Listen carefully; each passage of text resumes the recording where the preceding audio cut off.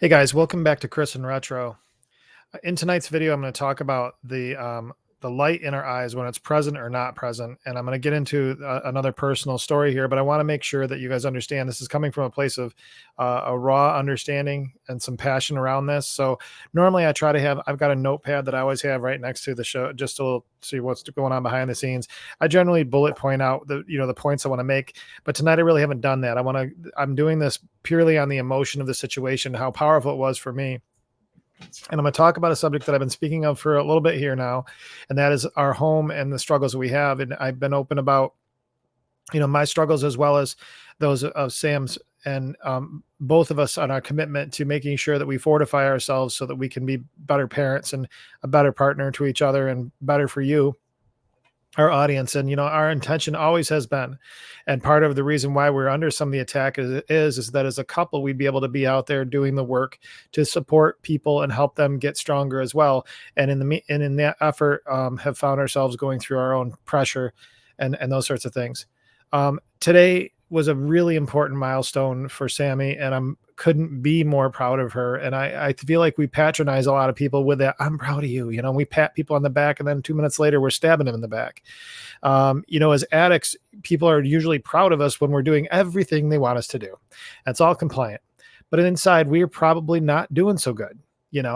Even when we're making progress, I can say today that Sam is making tremendous progress. And I am literally so friggin' proud that she's my girl.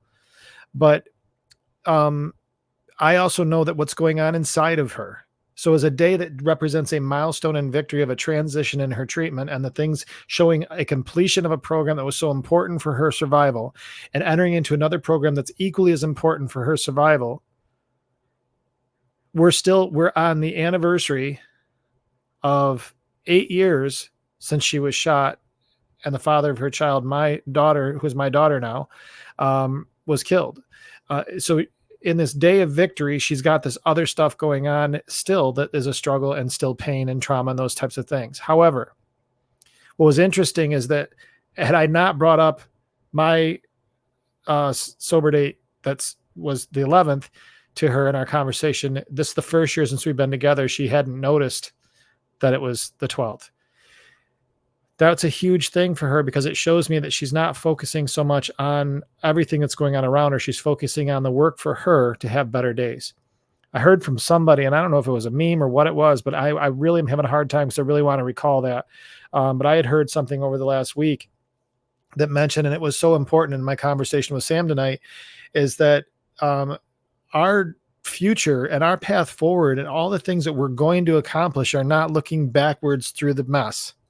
It's only by looking forward and following the plans that we have in place, and in our situation, following what God's call is in for our life. I don't come on here as an evangelist because I'd be a massive hypocrite. But today is another evidence for me that there is a God. And we talk about higher power, and I think everybody would acknowledge there's a spiritual component to this addiction thing. For Sam and I, we're of the belief that addiction is Satan's perfect masterpiece. He's a friggin' genius. He created the thing that's going to kill us, and we want it more than anything. We'll run to it. We'll destroy everything around us to kill ourselves with this thing. It's a masterpiece, and honestly, he's brilliant. He's an opponent that without a God, I don't know how we'd ever win. I looked at Sam today, and I've seen Sam dark. Her eyes literally shut off. With heroin and cocaine, they're black. With alcohol, they're closed and not here and not connected and everything else. And then I'd seen her for the first time face to face in well over a month. And just Crystal is back. Her beautiful eyes, of one of the things that are some of my favorite attributes, are light again. Couldn't help but think, because I did jot a few notes down. When we talk about Satan, what I believe is it's so strong in this addiction thing, he's the angel of light. It doesn't mean he makes things seem bright and wonderful, and they're not. At the same time, he can steal the light inside of you with his behavior and the things that we do to comply with his program. Addiction is certainly that. And if anybody you've seen in active use, the hope is gone. They're exhausted. They're dehydrated. They're malnourished. The substance is all they have and crave. Their relationships are shattered. Their world is destroyed. Their hope is absolutely gone. But even with chaos around Sam still, she's still got so far to go. She's making progress in in so many substantial ways. And one of them is by being clean and sober with a determination that I've never seen in her before. Her eyes tell the whole story. I just showed a picture to a very close friend of mine that is done some work with Sam and I collectively in the community streets around here. And he said she looks at peace. And man, I love that, because it's so true that even in a still picture of her, he could see peace. Now, I'm going to brag for a minute. I'm just going to show a picture of what we had today. This is on TikTok. By the way, I'm going to keep plugging the TikTok. Check that out. I try to encourage you guys with that. Got some new stuff out there. But that's Sammy today. 2.5 years ago, she had a chronic illness that took all of her hair. She had open sores across the entire top of her head, and nobody would see her because she's an addict, and they would not treat her and not hear her. It was a fungal infection that had come out from a compromised immune system from an overdose. Now, antifungal stuff is all over the shelves. The CDC has an entire division dedicated to antifungals and actually just published a paper this week about fungus and its impact. It's on LinkedIn right now from the CDC, and the research and the work that's being done around the emergence of fungus and the impact it has on humans. And yet nobody would believe her. And so she struggled with that from a mental health perspective, on top of all the other things that were going on. Her hair is growing back. If you see her eyes, there's light in her eyes. Of course, there's light in mine when I'm with her. Now, this isn't an ongoing love story, because I know that would get a little, I'd want to throw up on it if I was watching the video too. I would just not want to hear this crap. I'm saying it, what for one is that I want to always portray my vigilance and my loyalty to somebody I've pledged it to. But at the same time, I'm kind of both sides of the fence here. I'm an addict that's in recovery, but at the same time, I'm the family member that someone has felt hostage for a certain period of time. I want to demonstrate for you what it looks like to be loyal, have boundaries, at the same time recognize the victories that are there. And in this situation, there's a softness in sobriety, not weakness, just a softer spirit in sobriety. There's strength that with more determined and less volatile emotional decision making. There's a peace in the eyes, and they're bright and alive. You're not walking dead. You're not a zombie. And it's literally that way in heavy use. You're a zombie every single day. 24 hours becomes one big mud. You're not living for today and taking advantage of every single thing that you can get today, so that parlays into a tomorrow that could be even better than the day before. And that's how the work goes. Now, I am already seeing the spiritual component in Sam.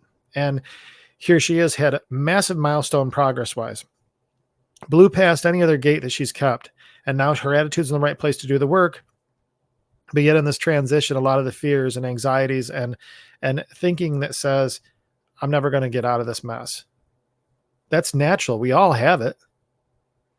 I talk about being fellow travelers here. Now, for me, it's Sam and others in my life. You should be doing the same thing for those. If you're in a good position and you're feeling like you've got things under control for now, you should be walking along somebody in that place to let them know that, you know what, they don't have to have it together today. You don't have to say all the right answers. You can actually express your vulnerability and your sadness to another and just lean on them for a little bit. It doesn't have to be a loved one. It doesn't have to be a spouse or, a parent or whatever. It could be just somebody you trust in a program that you've seen their journey and you say, hey, you know what? I can see what you're doing. I want what you have. But it comes back to, and I forget how many videos ago, but I spoke about the fact that a lot of times I wasn't really alone. I just chose not to engage. I probably could have had a lot more support than I did and maybe not burn so many bridges down. But we got two problems in our active use. One is, for a lot of reasons, we don't engage emotionally out of pride. The second was that we engage too far, we can't use. We always want to have that one little back door just in case we want to. You can't lie to me about it because I've been that person. So we don't engage, but the people that you can tell when they're really doing it right, they're not vacillating. They're not staying slick. They're not staying around the neighborhoods. They're not staying around the people. They're vehemently defying any contact with any of them. They're setting stronger boundaries. They're proactively moving towards programs that are going to move them further and further and further away from their place of destruction. And even though we're tempted to look back over our shoulder and look at all the calamity that was behind and use that as a predisposed indicator of what our future is going to be, it is not. The reason it's behind us is because it's what once was. Our hope and our possibility and our strength and our courage and our ability to impact other people's lives is not back there, because that ship sailed. Where it is when we march forward into the world that we could possibly have, that somebody might say we can't. And we say, watch. We say, I'm coming for everything they said I couldn't have. I'm coming for everything, every stinking thing they said I couldn't have. And one of those things for me is my family and the sobriety and stability of a home that I believe in. And with that requires stamina and some healthy sadness. There's days when I'll be sad and scared, but it doesn't have to be the total ruin of me. It doesn't have to be the collapse of me. It doesn't have to be that place where I feel completely demoralized. I'm just having a moment. I'm just having a moment where things just don't feel right. But it doesn't mean that we're back at zero in any way. All the miles that got you to here were miles you had to travel to get exactly where you are. Now make use of that time and those lessons, invest in other lives, invest in yours, and get the dreams that you want for your life. Now, this is not power of positive thinking. And I warned you coming into this that it's going to be kind of off the cuff tonight. Many of my videos are just because I don't really want to have them too scripted.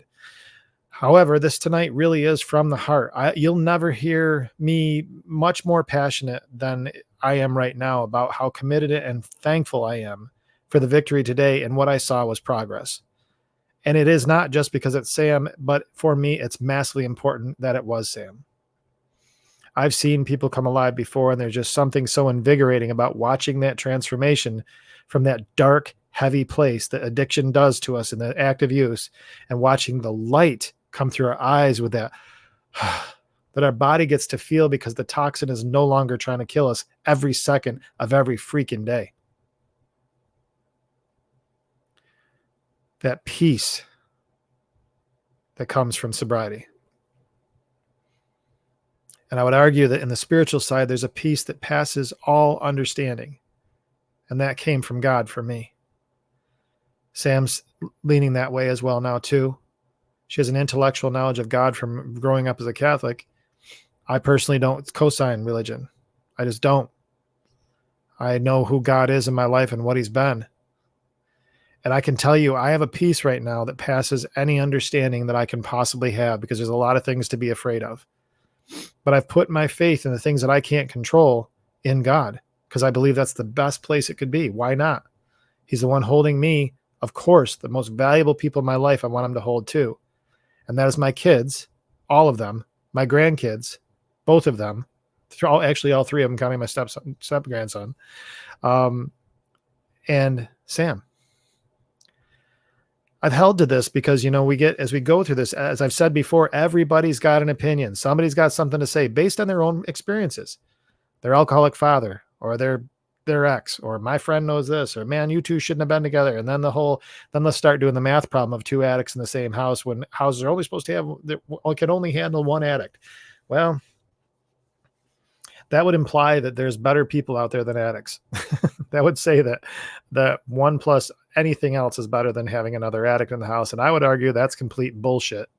And the reason I would say it's bullshit is because I can't imagine being with somebody that didn't have some kind of addiction history, because they wouldn't understand why I got problems like I do. I wouldn't be able to feel like I could trust them and have those conversations. The issue is that we can't let our sobriety ever go away. It always has to be a clean and sober home of all things all the time. And it does take work. But for that rigor to work, it has to be solid communication and open and honest communication. It has to be that way with your friends or your sponsees or your sponsors or your colleagues or your coworkers or whatever. All those people that you've been placed in their lives as a fellow traveler, the same math works. They understand who you are. That goes a long ways to helping you guys be good communicators. And I find that I can be my authentic self most around people that understand my journey first, and also maybe have some like-mindedness with some things that they've struggled with, or at least recognize some correlation between my journey and theirs. Maybe I'm being egocentric about it, but that's just what I've seen to be true. That's why peer work is so powerful, is we can look somebody in the eye and say, it's okay. My badge doesn't mean squat. It's just an authorization to use a key card to get in this building to help you. I am full of gratitude today and full of prayer, because we've got plenty of mountains to climb, huge mountains to climb, plenty to be afraid of. But progress is such a great motivator for more progress. and watching the progress and the lights come back on and the woman's eyes that I love so much is just so encouraging to me. And I wanted to pass that energy on to you tonight. If nothing about this video is anything but just what sounds like a big sappy, crappy thing, I'm sorry if you feel that way.